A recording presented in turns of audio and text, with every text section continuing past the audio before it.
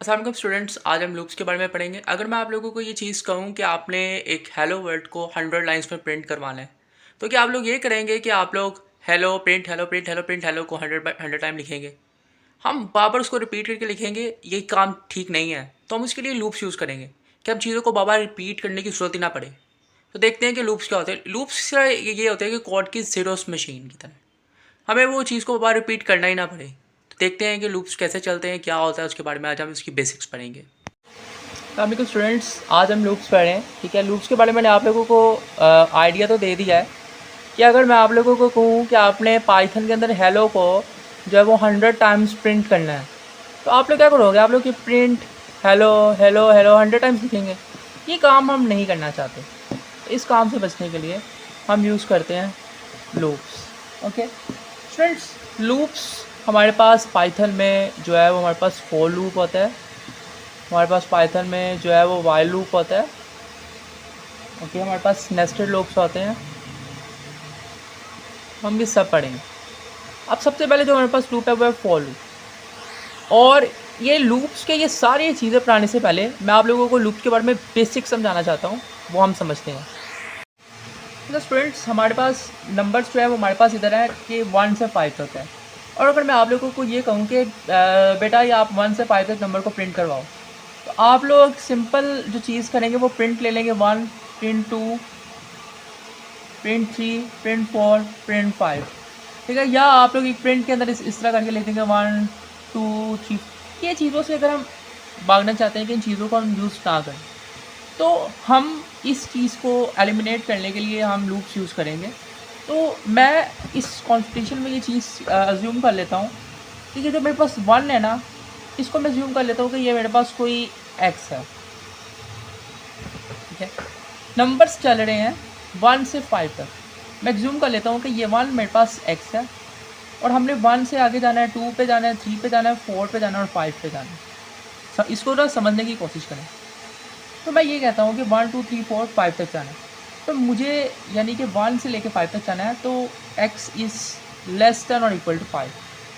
x 1 से 5 तक है। या हम इसको इस तरह कंडीशन को लिख लेते हैं, x is equal to 1 to x is equal to 5। यहाँ तक जाना है इस कंडीशन को, मतलब कि x 1 से लेके 5 तक होना चाहिए।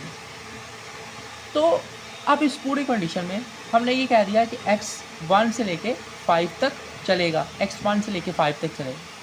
तो हमारे पास एक लूप आता है, जिस लूप को मैं सबसे पहले आप लोगों को डिस्कस करना चाहूँगा। जो लूप हमारे पास आता है, it is a for loop.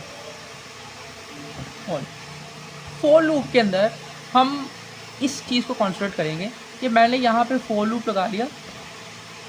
ये कोई भी वेरिएबल रखेंगे इन सीक्वेंस, कि कितने सीक्वेंस में हमने उसको चलाना है। अब मेरे पास यहाँ पे जो वेरिएबल है वो मेरे पास x वेरिएबल है। तो मैं यहाँ पे इस चीज़ की जगह लिखूँगा 4x इन। ओके, हमारे पास ये सीक्वेंस है, हमारे पास 4x इन रेंज। ओके, हमारे पास 4x इन रेंज, हमारे पास कितनी रेंज है, हमने वो रेंज यहाँ पे लिखनी है। ओके, रेंज हम लिखेंगे तो रेंज की जो बात है वो हम यहाँ पे ये लिख देंगे कि हमारे पास जो रेंज है वो 5। ओके, इस रेंज को हम इस तरह भी लिख सकते हैं कि रेंज 1 से स्टार्ट हो रही है और रेंज जो है वो 6 पे ख़त्म हो रही है। अब ये सारी चीज़ें क्या है, इन चीज़ों को हम समझते हैं एक ही टॉपिक में कि ये चीज़ें हैं क्या। स्टूडेंट्स, ये हमारे पास जो मेन चीज़ है वो ये रेंज फंक्शन है कि हमने इधर 1 से स्टार्ट करना है और स्टॉप करना है 6 पे करना है। तो इस रेंज फंक्शन को सबसे पहले हमें समझना होगा।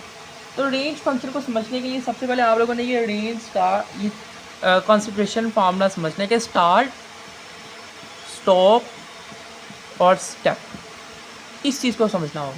तो मैं ऊपर वाली सब चीज़ों को रेज कर रहा हूँ ताकि हम इस चीज़ को समझ सकें। अच्छा, हमारे पास आ गया है एक्स इन रेंज 5 और एक्स इन रेंज 1, 6। मैंने आप लोगों को रेंज का जो मेथोडोलॉजी चीज़ बताई है कि रेंज में ये हमारे पास जो पहली चीज़ होती है कि स्टार्ट होता है, ये होता है कि यहाँ पे आके स्टॉप हो जाना है, और इसका मतलब होता है स्टेप। अब हम स्टेप बाय स्टेप कंसिडर करते हैं। अब स्टार्ट वाली चीज़ के अंदर अब 1, 6 है, अब नीचे 1, 6, 1, मैंने तीनों आप लोगों को और कंडीशन से दी। तो पहले मेरे पास 5 है, 5 का मतलब है कि इसी मतलब कि 5 तक इसने ना स्टॉप हो जाना है, 5 तक रिपीट करना है। तो इस 5 का मतलब ये है कि ये लूप चलेगा 0 से 4 तक और 5 पे आके स्टॉप हो जाएगा, 5 पे आके स्टॉप हो जाएगा।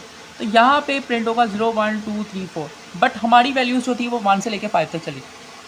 सो 1 से 5 तक चली है, तो हमें ये वाली आइट्रेशन यूज़ नहीं करनी। अब नेक्स्ट आइट्रेशन हमारे पास आती है 1 6। अब स्टूडेंट जो हमारे पास 1 6 है ना, इसको आप लोगों ने लेना है। यहाँ पे कोई स्टेप नहीं है, यहाँ पे एक स्टार्ट है, इस स्टॉप पे आगे स्टेप नहीं है। इसका मतलब है कि 1 से स्टार्ट होगी और 6 पे स्टॉप होगी। इसका मतलब है 6 इंक्लूड नहीं होगा। 1 2 3 4 एंड 5, सिंपल सी चीज़ है ये। तो अगर आप लोग इस चीज़ों को कंसिडरेशन करना स्टार्ट हो गया, आप लोग को चीज़ों को समझ आना स्टार्ट होगी, तो आप लोग समझ आएंगे। तो यही हमारी रेंज थी कि 1 2 3 4 5 को हमने प्रिंट करना है। अब आप लोगों को ये सेकंड वाली चीज़ भी समझ आना स्टार्ट हो गई है कि स्टार्ट स्टॉप और स्टेप में स्टेप वाली चीज़ अब समझानी है आप लोगों को। अब स्टूडेंट हमारे पास जो चीज़ आ गई है, वो चीज़ अगर ये आती है 1 6 1, अब इसका मतलब है कि 1 से 6 तक जाना है। इतना हमें पता चल गया कि 6 में जाके स्टॉप हो जाना है। इसका मतलब है कि 1 2 3 4 5। अब इस 1 का मतलब है कि जब आप 1 से स्टार्ट होंगे तो आपने 1 से जाना है 2 पे, 3 पे, 4 पे और 5 पे जाना है। ये आपको इतना पता चल गया है कि आपने 1 2 3 4 5 पे जाना है। इस 1 का मतलब है कि पहले में आपने एक ऐड कर लेना है। अब इसमें एक ऐड करोगे तो 2 आएगा। अब नेक्स्ट में आपने 1 का मतलब है कि नेक्स्ट में 2 ऐड करना है, 3 आ जाएगा, 4 5। तो ये हमारे पास ठीक होगी। लेकिन अगर स्टूडेंट यहाँ पे ये चीज़ होती 1 6 और 2, फिर क्या होता है? आपका मतलब है कि 1 से 5 तक जाना है, 1 के अंदर ऐड करना है 2, 2 ऐड करेंगे 3 के अंदर 2 ऐड करना है तो 5। अब सिर्फ ये सीक्वेंस हमारे पास प्रिंट होगा। तो ये चीज़ आप लोगों ने बहुत अच्छे से इस चीज़ को देखना है कि इस चीज़ पे हमारे पास क्या हो रहा है।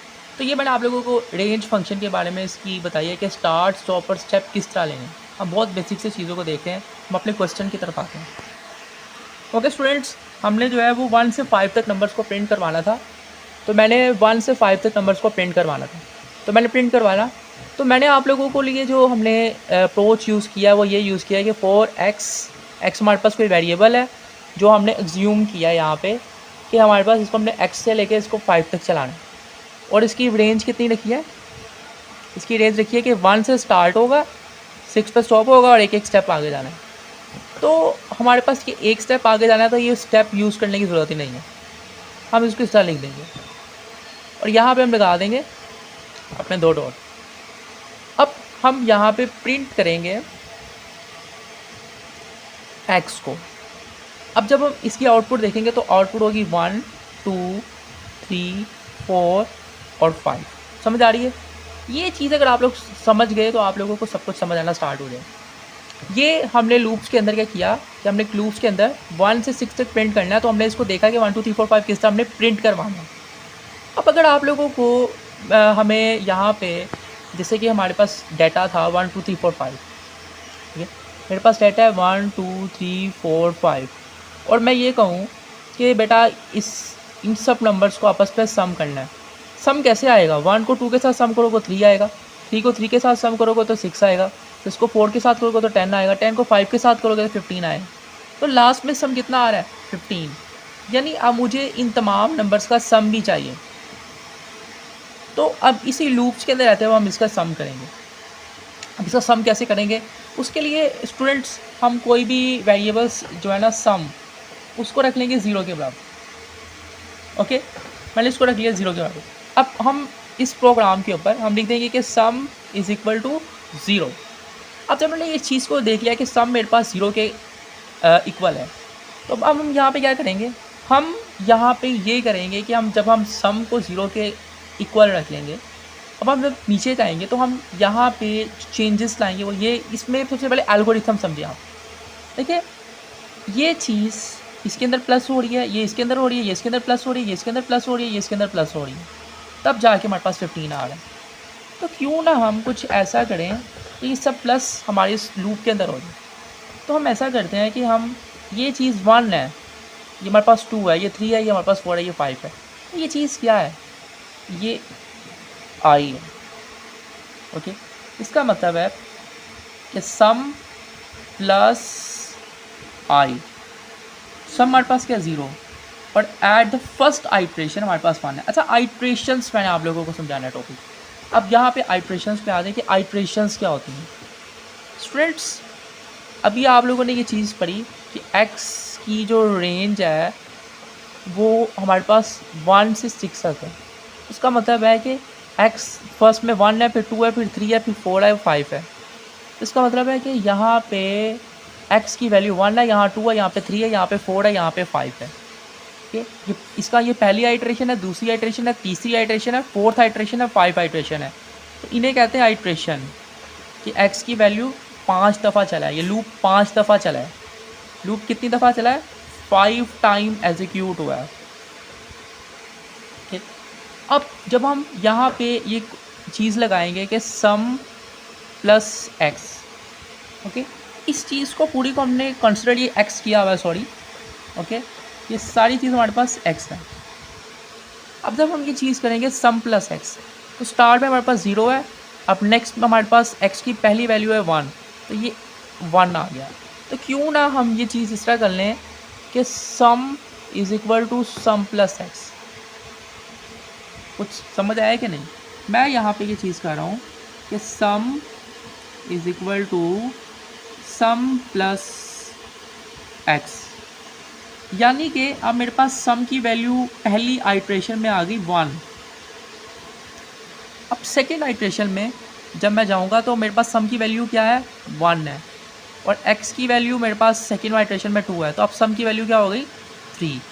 अब मैं थर्ड आइट्रेशन में जाऊंगा तो सम की वैल्यू 3 है, और x की वैल्यू मेरे पास यहाँ पे क्या है? ये x की वैल्यू है 3, तो ये कितनी हो जाएगी? 6। अब अगली में जाऊँगा तो 6 + 4 10। अब अगली में सम की वैल्यू 10 है, और x की वैल्यू मेरे पास क्या है? 5 है, तो ये वैल्यू क्या हो जाएगी? 15। तो इस तरह करके आप लोग इस चीज़ को बहुत अच्छे से कंसिडर कर सकते हैं कि अगर मैं इसी चीज़ का फ़ायदा उठाऊँ सम का, और उसके अंदर x को प्लस करता जाऊँ, तो मैं क्या करता हूँ, इसका सम भी निकाल सकता हूँ। तो हम यहाँ पे सिंपल सी इस चीज़ को कंसिडरेशन करेंगे कि हम यहाँ पे ये लेते हैं कि sum is equal to sum plus x, और यहाँ पे प्रिंट कर देंगे सम, तो इसके सम क्या प्रिंट होगा? 15। अब स्टूडेंट, अगर आपको कोई कहे कि हाँ इसकी एवरेज भी निकालें, तो एवरेज कैसे निकालेंगे? आप लोगों को एवरेज का पता, आपको पता है ना, तो हमारे पास 1 2 3 4 5 ये 5 नंबर हैं। अब इन 5 नंबर्स को हमने सम कर देना है। 1 2 3 4 5 सम हो गया। कितने नंबर है? ये 5 नंबर है। जितने नंबर है उतनी तादाद, ये 5 है ना, तो 5 के साथ इसको डिवाइड कर देना है। अब जो हमारे पास वैल्यू आएगी वो 3 है, ये एवरेज होती है। तो एवरेज हमारे पास ये होती है कि sum of total items by number of items. कितनी आइटम्स है? तो हमारे पास ये 5 आइटम्स हैं, और उनका सम हमारे पास 15 है, तो एवरेज 3 आएगी। इसका मतलब है कि यहाँ पे अगर हमें एवरेज निकालनी है ना, तो यहाँ पे हमें लिखना पड़ेगा कि जो एवरेज जो है ना, वो एवरेज हमारे पास है, average is equal to, last में लिखेंगे सम बाय 5। तो यहाँ जब हम प्रिंट करेंगे एवरेज को, तो यहाँ पे एवरेज क्या आएगी? 3। स्टूडेंट्स, ये मैंने आप लोगों को बहुत बेसिक चीज़ें समझाई हैं लूप्स के बारे में, ठीक है। और हम कोड चलाएंगे और कोड के अंदर मज़ीद इसको अच्छी तरह समझने की कोशिश करेंगे। तो अभी इसको यहाँ तक कैरी आउट करने की कोशिश करें, और मैंने बहुत बेसिक तरह से समझाया। अल्लाह हाफ़िज़।